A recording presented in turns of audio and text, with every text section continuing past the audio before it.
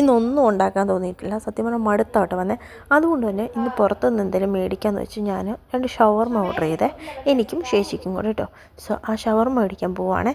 ഞാൻ നാട്ടിൽ നിന്നൊന്നും കഴിക്കാറില്ലായിരുന്നു. ഇവിടെ വന്നിട്ട് 1-2 തവണ കഴിച്ചപ്പോഴത്തേനും ഞാൻ എൻ്റെ ഫാനായി മാറി. അങ്ങനെ നമ്മൾ ഷവർമ എത്തിയേ.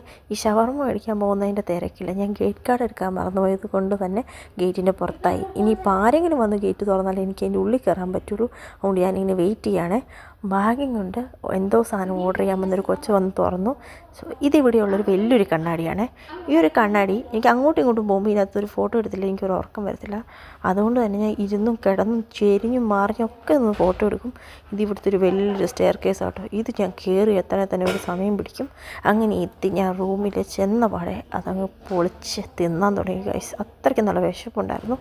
സോ നല്ല ടേസ്റ്റ് ഉണ്ടായിരുന്നേ. അതുപോലെ തന്നെ നല്ല ക്വാണ്ടിറ്റി ഉണ്ട് കേട്ടോ. നല്ല വലിയ സൈസാണ്. അതുകൊണ്ട് തന്നെ എനിക്ക് ഭയങ്കര ഇഷ്ടമാണ്.